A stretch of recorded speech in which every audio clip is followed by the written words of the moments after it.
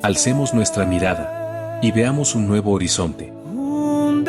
Es tiempo de volver a la palabra, de buscar con sinceridad, de renovar nuestra fe y entender el corazón de Dios, y recordar las promesas que aún siguen vivas. Un tiempo con Dios. Bienvenidos a Cielo Abierto. Buen día, buenas tardes, buenas noches. No sé en qué lugar se encuentra usted, pero sea bienvenido a este programa A Cielo Abierto. Este es un programa que está ya posicionado entre 27,000 personas que le dan vista. Y también te animamos a que puedas darle me gusta en la manito blanca y puedas también suscribirte para poder ampliar todo el número de personas que puedan contemplar con nosotros en un panorama abierto, a cielo abierto, de principio a fin, las Escrituras, desde el Génesis al Apocalipsis. Este es un panorama bíblico que vamos desarrollando y vamos por el capítulo 18, que está lleno de intensidad, lleno de vida, lleno de experiencias de Dios y el cielo abierto y la tierra, por supuesto, en la persona de Abraham y Sara, comportando también con el corazón de Dios. El libro de Génesis, entonces, capítulo 18, ya está expresando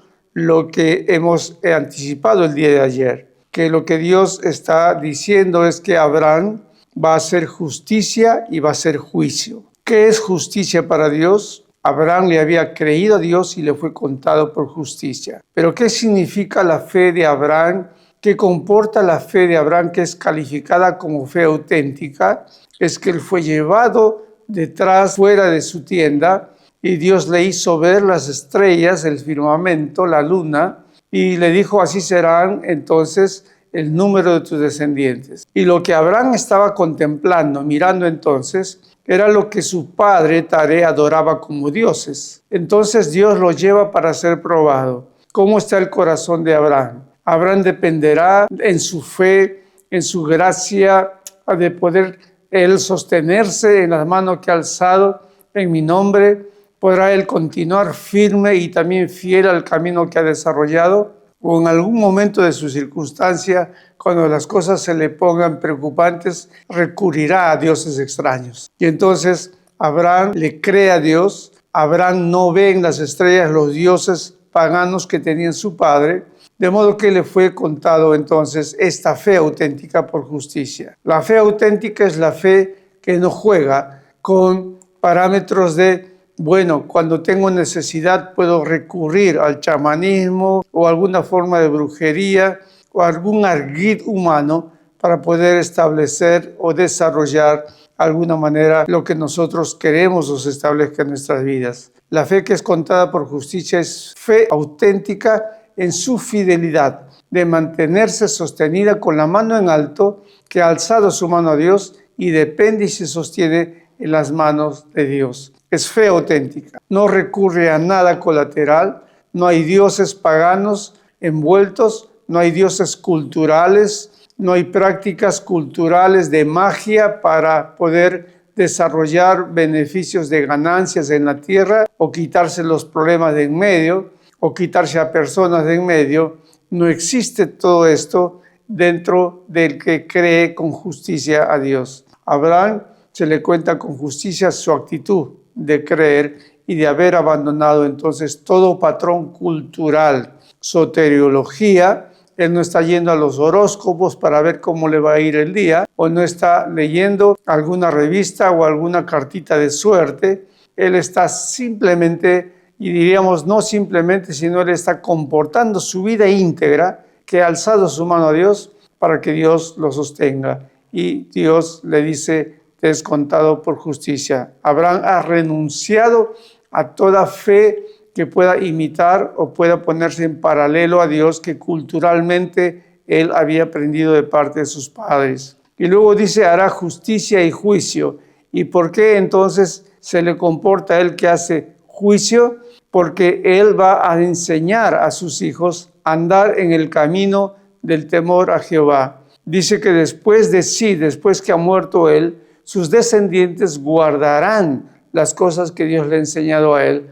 Él va a desarrollar una cultura nueva. Él va a desarrollar una vida de modo que el impacto de su vida, el impacto de la vida de Abraham y Sara, queden pues plasmados en sus descendientes. Y aquí tenemos a una nación, el pueblo de Israel. Y aquí tenemos a la iglesia cristiana. Y aquí tenemos muchas otras religiones que se han desarrollado a partir del impacto de la vida de Abraham. De modo que lo que Dios estableció a través de Abraham, Abraham también lo estableció en su vida y para sus generaciones. Por eso le fue contado por justicia.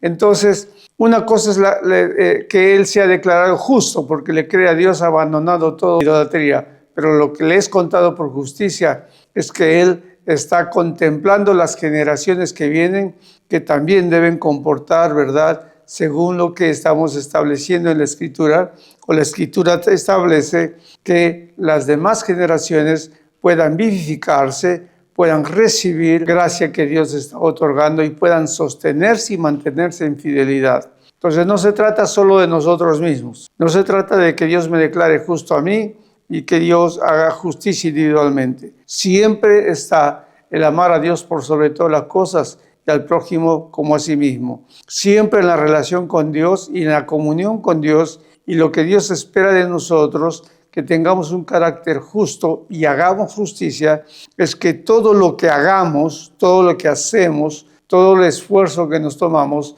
lo hacemos por bien de otros. No lo hacemos por el bien de nosotros mismos. No queremos ganancia, no queremos lujos, no queremos que nos aplaudan. Lo que queremos es que reciban esa gracia que hemos recibido, la gracia de Dios. Ya Dios ha determinado que eso será añadidura, o a nosotros o a nuestras generaciones, pero Dios lo ha establecido así. A cielo abierto, entonces, comportamos lo que dice el pasaje de Génesis, capítulo 18, y está estableciendo que Abraham también está haciendo justicia y juicio en el versículo 19. Ahora, mira lo que dice en Salmos capítulo 33, versículo 5. Dios ama la justicia y el juicio. Dios ama la justicia y el juicio. Es decir, Dios ama la fe auténtica, la fe que no se envanece, la fe que no es como la onda del mar, la fe que no bota solamente,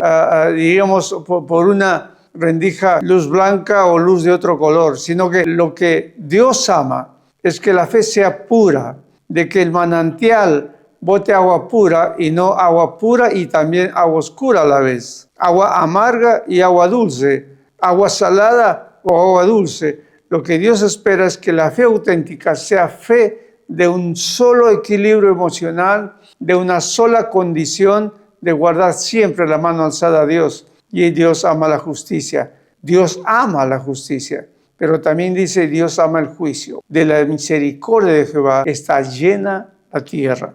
La tierra está llena ¿de qué? De la misericordia de Jehová. Porque el juicio que Dios desarrolla, el juicio que Dios emplea, es un juicio postergado. Dios está obrando para restaurar la tierra.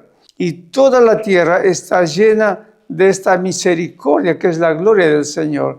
Y esto es juicio de Dios. Esto es juicio de Dios. Y cada hombre, cada mujer que se acerca a Dios, cada hombre, cada mujer que viene a servirle a Dios, debe comportar también entonces, hacer juicio, pensar que los descendientes, que los colaterales, que los que viven a su lado puedan también recibir, ¿verdad?, bendición y el amor de Dios. Dios ama la justicia y el juicio. Pero también dice ahora en el Salmo 89, en el versículo 14, dice: justicia y juicio son cimiento del trono de Dios. Misericordia y verdad van delante de su rostro. ¿Cuál es el cimiento? ¿Cuál es la base del trono de Dios? Justicia y juicio. Su pureza, su inmutabilidad, su fidelidad.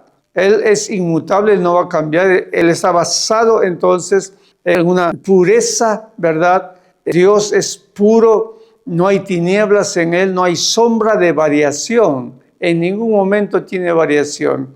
Y lo que hemos visto en Jesús es justamente la manifestación de Dios, que no hay sombra de variación. Siempre fue, ¿verdad?, el carácter de Dios mostrado.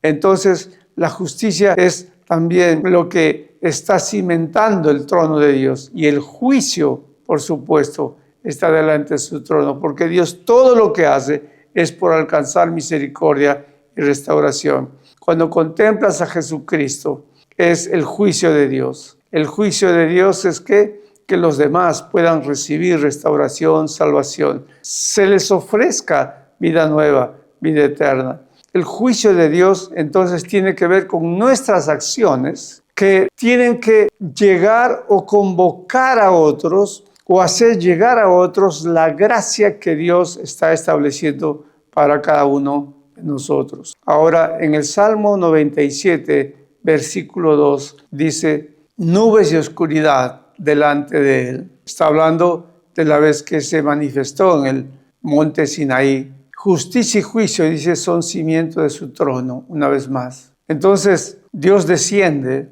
pero no para castigarles, dice a Moisés que le diga al pueblo. No ha descendido para consumirlos, sino para guiarlos hacia él, para restaurarlos. No le tengan temor a Dios. Dios, su juicio es un juicio de restauración, un juicio que va a llegar hasta Jesucristo en su proclama de acción. Entonces, qué hermoso es que Dios se identifica y demanda también, así como está aquí expresado en Abraham, que él hace justicia y juicio. Pero también en Proverbios 21:3 dice: hacer justicia y juicio es a Jehová más agradable que hacer sacrificios. Es decir, tener el corazón de Dios, creerle a Dios, mantenerse fiel a Dios, no contaminarse con nada mirando las estrellas del cielo, no contaminarse con nada que nos lleve a contemplar lo cultural, ¿verdad? Sino mantenernos con fe en Dios. Y luego también juicio es las acciones queriendo que los demás se salven. Esto es agradable a Dios y más agradable que sacrificios. Es decir, que tareas y acciones y servicio, diríamos, a Dios, más agradable a Dios es que tu corazón esté comportado de que los demás puedan recibir gracia y misericordia. Si tu servicio nace en un corazón del juicio de Dios, de un corazón que quiere hacer llegar a otros lo que está descrito por Jesús: id y predicad al mundo, ¿verdad? Id y convocad al mundo. Lo que las trompetas de Dios, lo que los sellos de Dios proclaman, que otros vengan también al arrepentimiento. Entonces, la justicia y juicio estará grabada en nuestro corazón. Qué importante, qué interesante. A cielo abierto, leemos entonces lo que dice el capítulo 18, versículo 20 del libro de Génesis. Entonces Jehová le dijo, está hablando Dios con Abraham, y le va a describir las cosas, las circunstancias que lo han traído,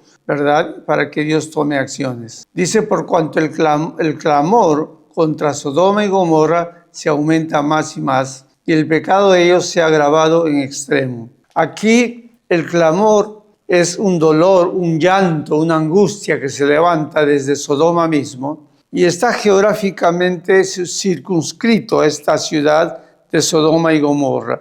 Y dice el clamor contra Sodoma y contra Gomorra. Es toda una población que tiene un desarrollo cultural, que tiene una vida cultural, que está ellos produciendo clamor del sufrimiento de mucha gente. Entonces, algo está ocurriendo acerca de la libertad, acerca de la vida en Sodoma y Gomorra, que el cielo ha escuchado el sufrimiento, el clamor de muchos que están entonces clamando por su vida, llorando por su vida, por sus derechos, clamando, ¿verdad?, por sus libertades. Y dice aquí lo que está expresando Dios, que el clamor contra Sodoma y Gomorra se aumenta más y más. ¿Quiénes están clamando contra Sodoma y Gomorra? Es que estaban clamando imprecativamente diciendo que Sodoma y Gomorra deben ser destruidas. No necesariamente la Biblia expresa esto, sino que lo que Dios está expresando es que el llanto de mujeres, de niños y de familias está llegando hacia Él. Y entonces ese clamor de ellos tiene que ver con esta situación geográfica, cultural, esta situación de vida, ¿verdad?, que está destruyendo culturalmente a las familias de Sodoma y Gomorra. Y dice Dios, he descendido entonces, dice en el versículo 20, y se aumenta más y más, y el pecado de ellos se ha agravado en extremo. Hay una vida pecaminosa en extremo que está produciendo dolor y angustia en familias. Y el versículo 21 dice, descenderé ahora y veré si han consumado su obra según el clamor que ha venido hasta nosotros. Dios ha escuchado el clamor. Dios sabe por qué la gente está sufriendo según el clamor de la gente. Pero Dios va a descender a mirar y contemplar. Si es solamente esto lo que está pasando, hay cosas más que la gente no puede expresar en su llanto, en su clamor. Y aquí entonces Dios ha descendido para contemplar y mirar la tierra, diríamos, este espacio geográfico de Sodoma y Gomorra, de donde está saliendo el sufrimiento de niños,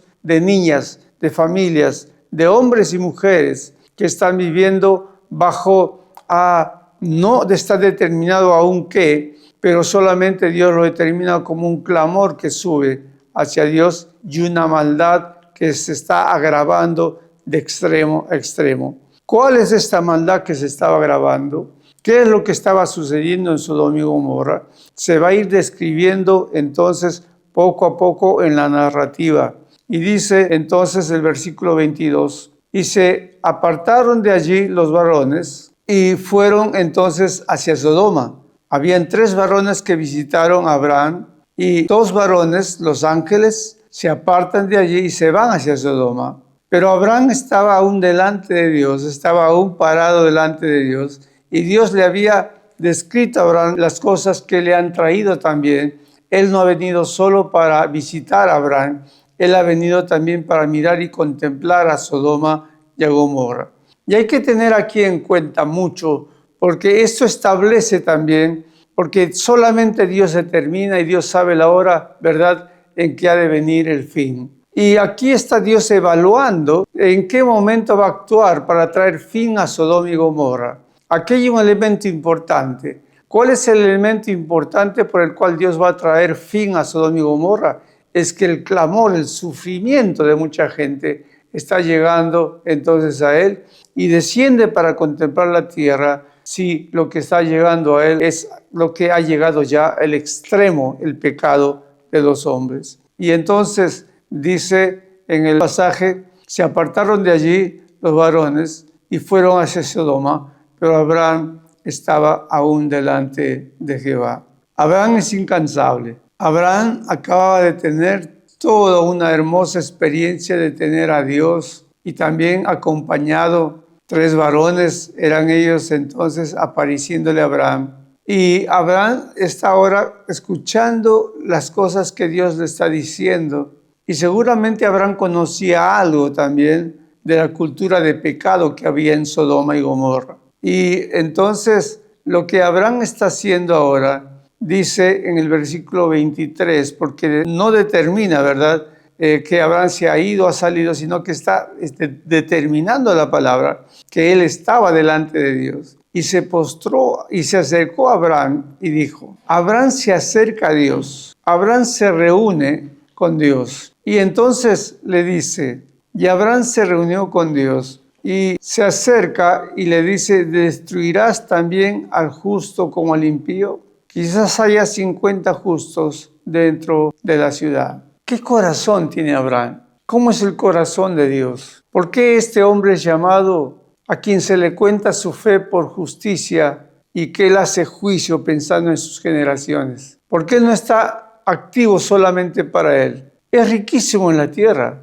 tiene ganados, no es un pobre en la tierra, tiene sirvientes, 318 que van a la guerra, tiene siervas, tiene un hijo de 13 años, tiene muchas cosas por las cuales debería y podría estar preocupado, pero en el corazón de Abraham le preocupa es lo que a Dios le preocupa la vida y el sufrimiento de los demás. Y esto le es contado a él por juicio. Abraham anda en el juicio de Dios. Abraham está preocupado tan igual con Dios por los que sufren. Y entonces Abraham describe esta frase, acercándose a Dios, le dice, ¿destruirás al justo con el impío? Le pregunta a Dios. ¿Cuánta de esta situación que hoy vivimos dentro de nuestro espacio, nuestro mundo, nuestra época, nuestro contexto cultural, está relacionado con la experiencia de Sodoma y Gomorra? ¿Cuántas personas están ahora clamando a la hora del sufrimiento o del oprobio que tienen?